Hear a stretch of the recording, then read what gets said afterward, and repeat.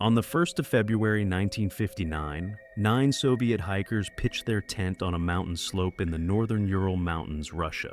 They were experienced, they were well-equipped, they were university students who had completed dozens of difficult winter expeditions. There was no reason for this night to go any differently than the others. That night, something made them run out of the tent. They cut through the fabric from the inside. From the inside, not the outside, and fled into the snow at minus 30 degrees Celsius. No shoes, no jackets, no equipment. When rescuers found their bodies weeks later, the scene made no sense. Some appeared to have frozen to death, but one had a fragment of bone driven into his brain. 2 had rib cages fractured like survivors of a high-speed car crash. 1 was missing her tongue. Some were wearing clothes cut from the bodies of their already dead companions. And on certain items of clothing, traces of radiation. The Soviet government closed the case within weeks. The official conclusion: a compelling and unknown natural force. Not an accident, not a murder, a force, unknown. 66 years later, no one, no government, no scientist, no investigative commission has a single explanation that accounts for everything. And the most disturbing detail isn't what they found, it's what was never found at all. Igor Dyatlov was 23 years old, an engineering student at the Ural Polytechnic Institute in Sverdlovsk, now Ekaterinburg. He was the group's leader, an experienced mountaineer and skier who had organized similar expeditions before. What he was planning was not a recreational trip. It was a Category 3 winter traverse, the highest difficulty rating for Soviet expeditions of the era. With him were 8 companions: Zenaida Kolmogorova, 22, Rustem Slobodin, 23, Yuri Doroshenko, 21, Yuri Krivonishenko, 23, Lyudmila Dubinina, 21, one of the group's 2 women, Semyon Zolotaryov, 38, the oldest, a World War II veteran, Nikolai Thibault Brignol, 23, Alexander Kolovatov, 24.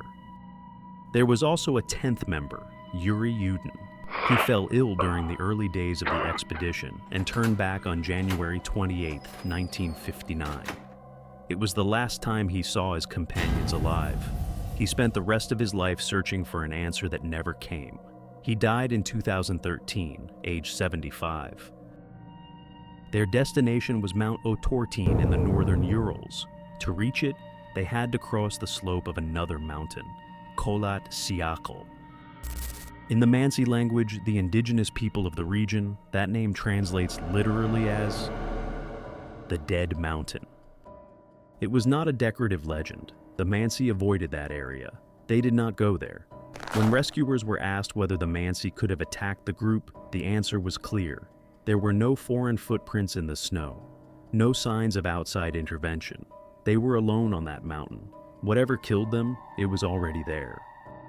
And their last night left its mark in the snow as a line of footprints pointing toward the dark. On February 1st, 1959, the group pitched their tent on the slope of Kholat Syakhl. It was an unusual choice. They could have descended slightly into the forest, sheltered from the wind. They chose the open slope. Experts have debated this detail for decades. The last photograph taken by one of them, recovered from the film reel left in the tent, shows the group setting up camp as night falls. They look relaxed, no visible sign of danger. What happened in the hours that followed has never been established with certainty. What we know is the result: the tent found cut from the inside, personal belongings abandoned within it, and 9 sets of footprints in the snow moving away toward the forest, barefoot or in socks only, heading in the opposite direction from safety. Something made them leave so fast they had no time to get dressed. The question is, what? Rescuers found the tent on February 26, 1959. Over the following weeks, they located the first 5 bodies scattered across the slope between the tent and the forest below.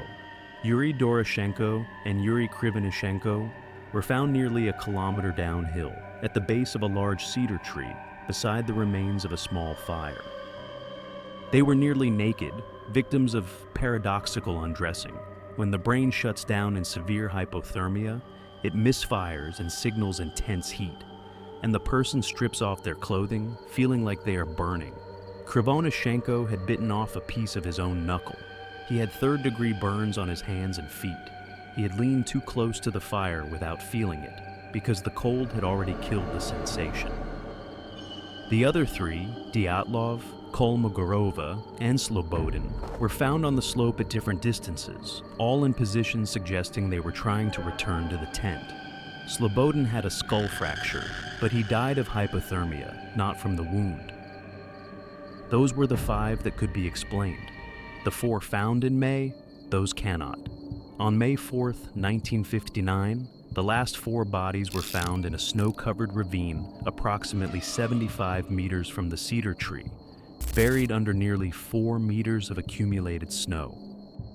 Lyudmila Dubinina, 21 years old, bilateral rib fractures, both sides with massive hemorrhage in the right ventricle of the heart. The medical examiner said the force required to produce those fractures was comparable to that of a high-speed car crash. Yet no external wounds, no marks on the skin, as if she had been crushed from the inside, and she was missing her tongue, her eyes, and part of her upper lip. Semyon Zolotaryov, same rib fractures, same force of impact, eyes missing. Nikolai Thibault Brignol, skull fracture so severe that bone fragments had been driven into the brain. Some were wearing clothes cut from the bodies of companions found weeks earlier. It means they were alive long enough to strip the dead for warmth. It means there was a moment when they were still trying to survive. And then there was the thing nobody expected, the thing that made the Soviet government consider keeping all of it secret. When the clothing recovered from the 4 in the ravine was analyzed in a laboratory, several items tested positive for abnormal levels of radiation. Specifically the clothes of Dubinina and Kolovatov, including Krivonyshenko's trousers that Dubinina was wearing. The most likely explanation, according to modern investigators, is that Krivonyshenko worked at the secret nuclear facility of Chelyabinsk 40, one of the most classified installations in the Soviet Union, and that his clothing had already been contaminated before the expedition began. Others point to the Kishtim disaster of 1957, a nuclear explosion that occurred in that same region, as a possible source of environmental contamination. In 1959, at the height of the Cold War, the word radiation was not an explanation. It was a state secret.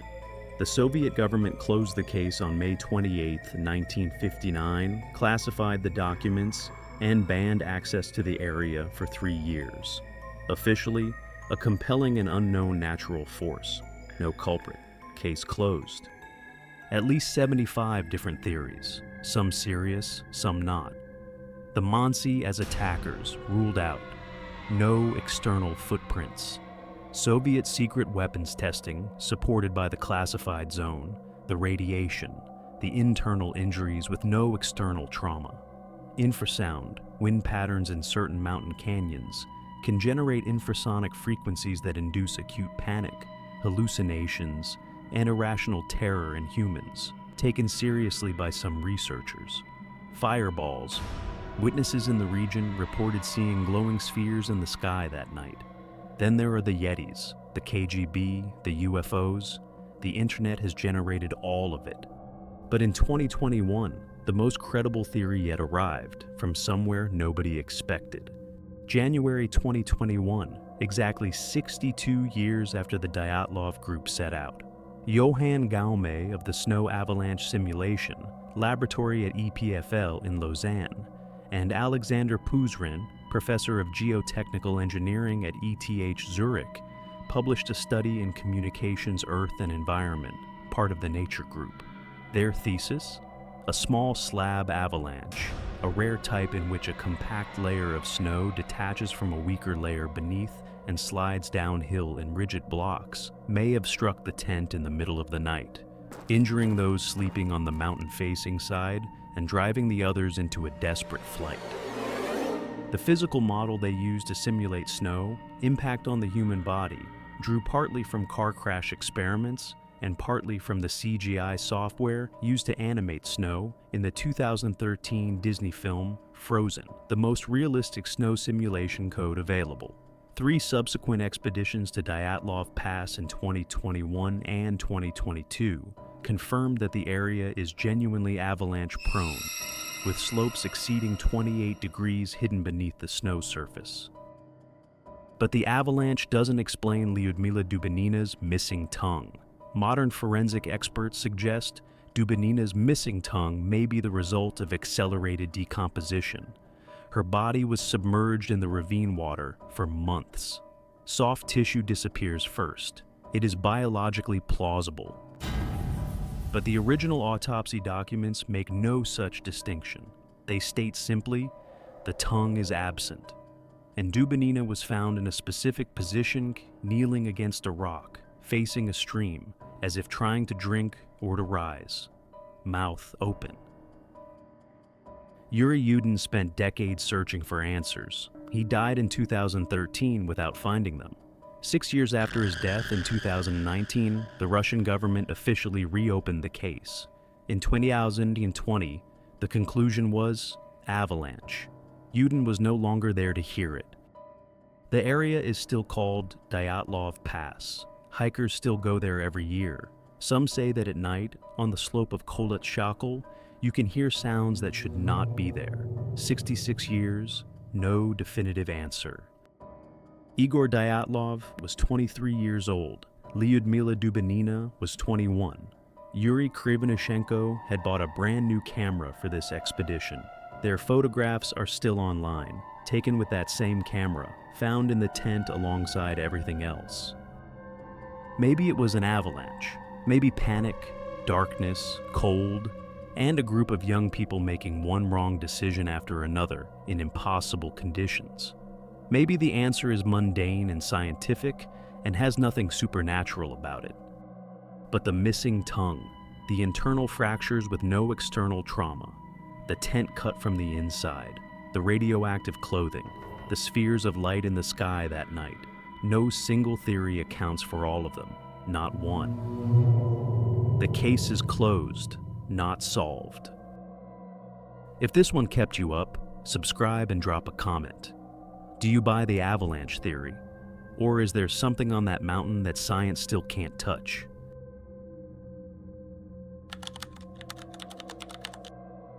On the 24th of July, 1989, a Hokkaido police helicopter is searching for 2 lost hikers from Tokyo on the slopes of Mount Asahi.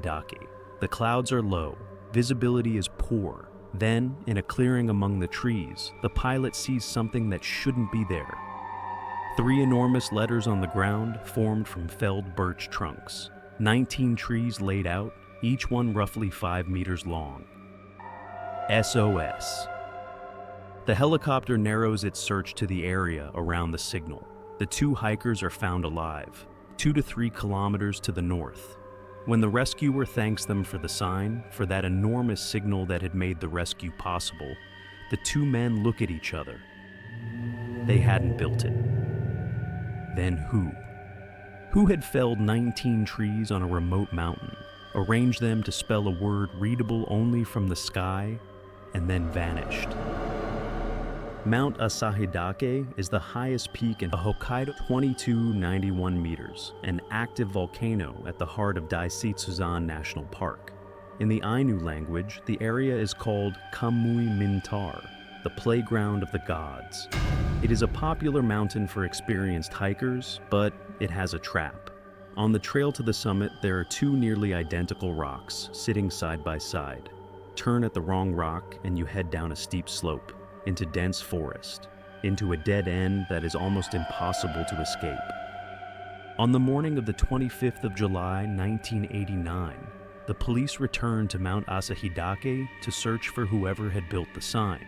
About 4 kilometers from the summit, they found human bones scattered across the ground around the SOS area, skeletal fragments with the marks of wild animal bites. No skin remained, only bones. Someone had died there a long time ago. A few meters away, they found a hole in the roots of a tree, just large enough for a person.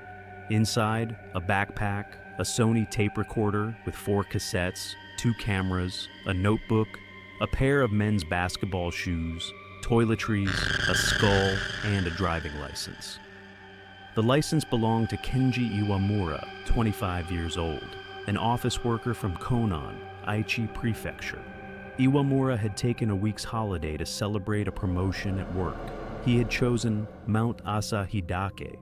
On the morning of the 10th of July, 1984, he had told the owner of the lodge where he was staying that he was going out for a hike. The owner warned him the weather was unstable. Iwamura went anyway. A week later, he failed to appear at work. His parents reported him missing. Police searched without finding anything.